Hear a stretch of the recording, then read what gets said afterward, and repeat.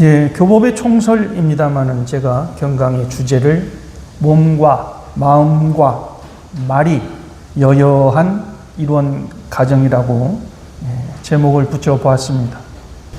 과학 문명의 발달로 사람이 사용해야 할 우리들의 물질의 세력이 우리 마음과 정신을 빼앗아가고 또 흐리게 하고 또 그 물질의 세력 때문에 우리가 고통을 받고 번민하고 갈등하는 그런 실예가 여러분 자신에게 있습니까? 있으신가요? 물질의 욕심, 가지고자 하는 것, 더 좋은 것, 누려야 한다고 하는 그것 때문에 마음이 졸이고 끌려서 내가 마음이 편치 못한 것, 그것을 소태산 대종사님께서는 고해라고 하셨어요. 그러니까 여러분들께서 우리가 수용해야 할, 이끌어갈 물질의 문제에 대해서 내가 편안합니까? 우리 심타원님께서는 제가 질문을 들으니까 바로 물질의 세력에 끌려가는 그 정신의 고해, 번민을 있다고 바로 끄덕끄덕 하셨거든요. 예. 끌려가지만 바로 회복을 하는 마음을 찾는다고 하는 것은 지당하신 말씀이죠. 우리가 끌려만 가게 되면은 그것은 고해에 풍덩 빠져버렸다고 하는 거죠. 예. 다행히 우리는 끌려가는 그 모습에 내 마음을 되찾아서 회복하려고 하는 노력을 하고 있는 이런 가정의 가족입니다. 그것을 안위하기는 하지만 스스로 안분하고 또 유안을 삼지만 실제로 내가 물질의 문제에 대해서 끌려가고 있는 것을 확실하게 내가 무엇이 있는가를 적어보고 생각해 보지 않으면 과학문명의 물질에 의해서 내가 마음이 끌려가는 이 교법의 정신, 교법의 총설, 개교의 동기라고 말씀하신 것을 확실하게 이해를 못하게 돼요. 좋습니다. 핸드폰. 정말 우리들에게는 핸드폰이 우리의 마음을 정말 많이 빼앗아가죠. 제가 전무 출신 훈련을 하는데 저희 동기 3명이 같은 방을 썼습니다. 그런데 저희들이 이제 견성 5단계라고 하는 그 공부를 하는 과정 중에 2명씩 짝을 지어서 내가 물질의 세력에 무엇이 끌리고 있는가 한 가지 예를 서로 들기로 했거든요. 저하고 수십 년 함께한 그 교무님도 저하고 똑같이 밤에 핸드폰 유튜브를 본다는 거예요. 잠자기 전에. 아, 나도 그래요? 그렇게 대답을 했어요. 저는 주로 뭘 많이 봤냐면 2가지. 한 가지는 이 세상이 지금 정치판이 어떻게 돌아가는가, 도대체 바르게 돌아가는가, 바르게 판단하는가, 바르게 처벌하는가, 이런 것에 대해서 굉장히 세심하게 그거를 유튜브를 바라보고 있어요. 또 하나는 마음이 좀 편안하게 하는 것. 그걸 2번째로 골라봐요. 얼마나 그것이 또 2번째는 재밌는지 한참을 쳐다보면은 시간이 반이 가요. 근데 저하고 같이 얘기하던 분은 30분을 안 넘긴다고 하더라고요. 그래서 제가 반성을 했죠. 나도 30분을 넘기지 말아야지 라고 하는 생각보다도 아예 잠자리에 누우면은 유튜브를 켜지를 말아야지. 제가 작정을 했어요. 그러면 이제 제가 8월 달에 유념사항으로, 유념 공부로 잠자리에 누워서 유튜브 바라보지 않기. 이것이 물질의 세력에 내 마음을 빼앗기지 않는 실제 공부가 되겠다. 이것을 내가 하지 않고 무슨 물질의 세력에 끌리는 정신의 세력을 확장해서 마음의 편안함을 얻겠다고 내 스스로 여러분들께 말씀을 드리냐. 나부터 그거 못하면은 안 되겠다. 그래서 저는 한 가지 분명하게 했습니다. 2번째로 자동차 운전을 하면서 그 자동차가 멈추는 순간에 자꾸 핸드폰을 확인을 해요. 제가 고백함으로 인해서 저는 이제 안 하려고 하는 거예요. 안 하려고 하는 거예요.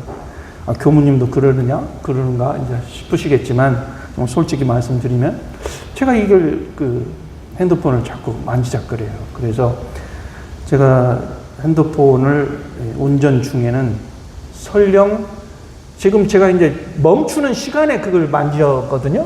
그러면 멈추는 시간에도 만지지 않기라고 하는 것으로 이제 두 번째 정했습니다. 이와 같이 이제 우리 생활 속에서 물질을 사용해야 할 우리들의 마음이 자꾸 끌려가고 빼앗기는 것이 바로 소태산 대종사님께서 정신의 세력이 약해지는 것을 말씀을 하고 계시는 거예요. 거기에다가 이제 불교는 무상대도라고 하셨는데, 무상대도라고 하는 것은 천하에 둘도 없는 최상의 큰 도가 불교이다, 불법이다 라고 하신 거거든요. 그 이유는 네 가지로 말씀하셨죠. 첫째는 성품의 원리를 밝혔고, 생사의 이치를 밝혔고, 인과 보응의 이치를 밝혔고, 네 번째는 수행의 길을 밝혔기 때문에 불법은 천하의 큰 무상대도다. 그러나 3000년 전에 이 서가모니 부처님께서 내놓으신 불교, 불법이 세월이 흐르면서 그 법을 공부하고 연구하는 동안에 연불종으로, 선종으로, 이런 교리의 한 분파를 형성을 해서 그것만을 가지고 부처님이 말씀하신 그 진리에 도달할 수 있다라고 해서 그 종파가 형성이 되는 거예요.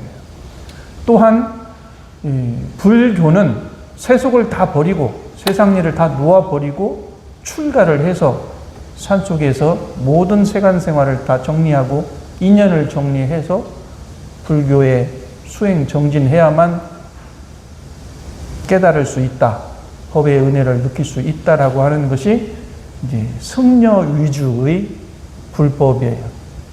그러나 우리는 그렇지 않죠. 저희들이 출가를 해서 공부하는 과정이나 여러분들께서 경전과 또 교당을 통해서 공부하시는 모든 내용들은 똑같습니다. 신앙의 내용도 똑같고요, 수행의 내용도 똑같습니다. 그러니까 신부는 제가와 출가로 나누지만 공부하고 신앙하는 것에 대해서는 아무런 차이가 없어요. 제가 교도님이기 때문에 이것만 공부하시고 출가 교도님이기 때문에 이것을 공부하시오라고 하는 법은 없습니다. 그 뜻은 이 무상대도인 불법에 제대로 도달하기 위해서는 원만한 신앙과 사실적인 도덕의 훈련을 갖추어야 이 불법의 그 은혜를 제대로 입을 수 있다라고 하는 것입니다. 그렇기 때문에 우리 교도님들께서도 신앙과 수행의 문제는 출가를 한 교무님은 좀 더 많이 깊이 연구하고 노력했을 뿐 차이는 없다. 그러니까 제가 교도님 중에서 수승하신, 법이 높으신, 신법이 아주 훌륭하신 교도님들이 속출하고 계시고, 또 우리 수안교당 교도님들 중에서 그 법을 공부하고 신앙을 하셨기 때문에 정말 자비롭고 평화스럽고 모든 인간관계가 원만하신 분들이 계신단 말씀이에요. 그분들은 원광대학교 원불교학과를 다녔었습니까? 아니잖아요. 우리 법을 꾸준히 공부하시고 기도하시고 경전을 연마하시고 그때그때마다 마음일기를 쓰시고 그러셨기 때문에 그만한 신법의 법력을 갖추셨단 말씀이에요. 이렇게 해서 불교, 불법이 무상대도인 것을 우리 원불교에서는 새 시대 새 불교로 창건을 하신 겁니다. 또한 모든 종교, 그러니까 기독교, 유대교 또는 우리 한국의 민족 종교인 천도교, 증산교 등등 모든 종교의 그 종지, 근본되는 뜻, 교지, 그 종교의 가장 근본적인 근본, 원리가 다 하나이다. 만약에 이 세상의 우주 질서를 지배하고 순환하는 그 진리의 내용이 동서양이 다르고 옛날과 지금이 다르고 미래에 다른 이치로서 적용이 된다면 우리가 제대로 살 수 있을까요? 못 살 거예요. 그러니까 과거나 현재나 앞으로 미래에도 동양이나 서양이나 유럽이나 동남아시아나 어딜 가든지 간에 이 지구상에 존재하는 모든 것들이 운용하고 변화하는 그 법칙은 바로 불생불멸의 진리와 인과보응의 이치에 의해서 세상이 돌아가고 변화한다는 것이에요. 우리가 인간이기 때문에 그걸 느끼고 생각할 수 있고 글로 쓰고 말할 수 있습니다만은 지구를 포함한 우주 전체의 그 돌아가는 이치도 불생불멸의 진리와 인과의 이치에 의해서 그렇게 돌아가고 변화하고 생성하고 사멸하고 또 생성하고 변화하고 이런 이치 속에 가고 있다는 것이에요. 아, 그것은 너무나 큰 말씀이라 내가 잘 모르겠어요. 그렇다면 어디에서 찾느냐? 내 몸에서 찾아야죠. 아까 제가 법회 전에 명상 시간에 내 한 생명이 주위의 모든 것과 연결되어 있고 우주 전체 속에 포함되어 있는 한 가지의 나의 생명임을 느낍니다 라고 하는 제가 멘트를 낭독을 했어요. 저는 길을 가다가 발밑을 보면은 아주 작은 벌레 또는 개미들을 발견합니다. 그걸 볼 때 무슨 생각이 드냐면은 저 거대한 말할 수 없는 그 우주 전체에서 지구를 바라볼 때 그 지구 속에서 대한민국에서 우리 원불교 수안교당 또 여러분들의 각자의 집에서 살고 있는 한 개인의 한 사람의 생명을 바라볼 때에는 마치 우리가 길가를 걸어가다가 땅에서 보일 듯 말 듯한 작은 미생물이나 벌레와 같은 존재일 것이라는 것입니다. 그렇게 상상이 되십니까? 나라고 하는 존재가 우주 전체의 그 생명체에서 보면은 아주 미물에 해당한다는 것이죠. 그 미물이 하찮은 것이 아니라 그 미물이라고 해서 하찮다고 하는 것, 소중한 것이 아닌 것이 아니라 모든 우리가 인간 세계에서 발생할 수 있는, 발견할 수 있는 작은 미생물처럼 우리의 생명도 우주 전체 속에서 돌아가고 있는, 존재하고 있는 아주 작은 생명체이다 이 말이에요. 그러다 보면은 우리 몸 하나도 또 세포로 나눌 수 있고 분자로 나눌 수 있고 전자로 나눌 수 있고 원자로 나눌 수 있고 또 전자가 파동으로 움직이면서 멈추면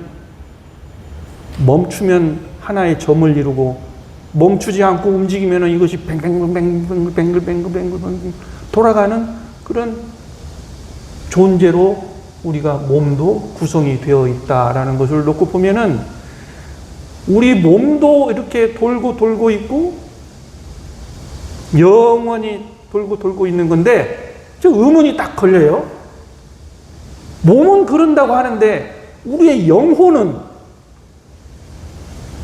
어디에 존재할까요? 우리의 영혼이라고 하는 것 하나가 있을 것인데 그 영혼이 어디에 존재할까요? 내 몸에 100% 다 존재할까요? 내 몸을 떠나면, 내 마음과 정신을 떠나버리면 없는 것일까요? 그러니까 내 영혼은 내 몸속에 꽉 들어가 있어가지고 나가지 못하는 잠금 장치로 딱 채워가지고 내 영혼은 내 몸을 떠나지 않는 것일까요? 예? 아, 그렇죠. 이 죽으면은 내 영혼이 떠난다. 그러니까 죽기 전에는 내 몸을 떠나지 않는 100% 내 몸에 꽉 차 있다고 생각하면 들지요? 그러면은 나는 완전한 독립체 아니에요? 나는 완전한 독립체. 옆 사람과 관계가 없는 별별 개개인의 독립체 아닌가요? 제가 이제 이 문제는 이제 질문으로 드릴 거예요. 생각해 보실 화두로 드릴 거예요. 우리의 영혼은 우리 몸에 100% 꽉 차 있는 것인가? 아니면 힌트입니다. 아니면 내 몸에도 머물기도 하지만 우주 전체에게도 머물기도 한다. 내 영혼은 내 몸에 머물기도 하지만 내 가족과 친척과 동지와 아는 사람들과 또 옆 사람과 함께 그 영혼이 머물기도 한다. 한번 비교를 해 봐가면서 연구를 해 보십시오. 이런 차원으로 보면 모든 성현의 그 성품짜리와 우리 중생의 성품짜리가 단 한 가지로서 부처의 성품이다라고 하는 말씀하시는 그 이유가 제가 조금 전에 드린 질문에 있어요. 우리가 개인으로 가지고 있는 중생의 성품이 따로 있고 부처님이 가지고 계신 성품이 따로 있다고 하면 이 성품 다르고 이 성품 다르잖아요. 그런데 성품이라고 하는 것은 내가 가지고 있는, 나만이 가지고 있는 내 몸속에 가득 차 있는 그 영혼의 그 본래 성품짜리 그가 하나인가? 그렇다고 보면은 모든 부처님의 마음과 모든 생명체, 물질들과 이 인간과 모든 것들이 다 한 가지로 성품짜리에 있다 라고 하는 말이 성립이 안 되거든요.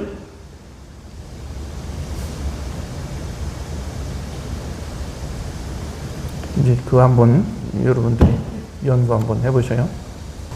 소태산 대종사님께서는 모든 성인의 본래 마음과 우리 중생들의 본래 마음과 그것을 성품이라고 하셨어요.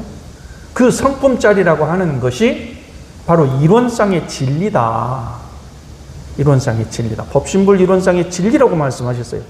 그러면 법신불 이론상의 진리는 저 형상에 있는 것이 아니고 그것을 이제 이름을 붙여서 형상화한, 이론으로 형상화한 그 표식일, 심볼인 것 뿐인데 우리의 본래 성품과 부처의 성품이 원래 하나라고 하는 것, 같은 것이라고 하는 것, 이것으로 놓고 볼 때에 이것이 각각 다르다고 한다고 하면은 모든 성현의 종지를 이론상, 법신불 이론상으로 다 표현할 수가 없어요.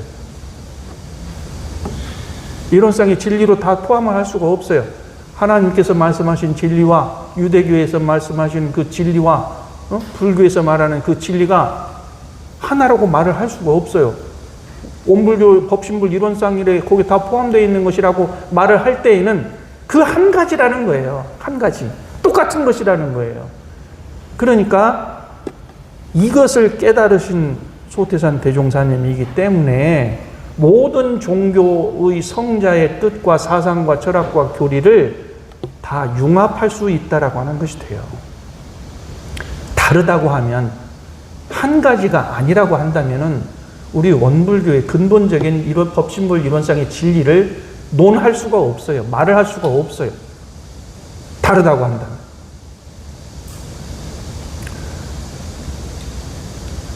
자, 이제 마지막 부분으로 우리는 법신불 이론상의 그 진리의 내용이 현상적으로는 천지, 부모, 동포, 법률이 놔두시는 그 은혜가 있다. 그러니까 은혜라고 하는 것은 우리가 그 은혜를 통해서 우리가 존재하고 또 살아가고 변화하고 누리고 그러잖아요. 그러니까 그것을 없어서는 살 수 없는 관계에 있는 것을 피현된 내역이라고 그러셨어요. 내가 은혜를 입은 내역이 바로 뭐냐? 그것이 없다고 하면은 내가 살 수 없는 그 존재이기 때문에 큰 은혜라고 하신 거예요. 그것을 분류해 보니까 천지부모 동포 법률의 은혜이다. 이렇게 말씀하셨어요. 두 번째는 이제 우리의 성품 자리가 부처의 성품과 같고 법신벌 이론상의 진리와 같은 것인데 우리라고 하는, 나라고 하는 것이 그 진리, 그 성품과 하나가 되고 그 유력을 얻으려고 하면은 세 가지 공부, 정신 수양력과 사리 연구력과 작업 취사의 그 3대력을 얻어야만 내 성품에 도달할 수가 있고 부처의 성품에 그 경지에 도달할 수가 있고 모두가 처처불상이고 사사불공할 수 있는 그 힘이 갖춰진다. 이러한 신앙과 수행을 할 수 있는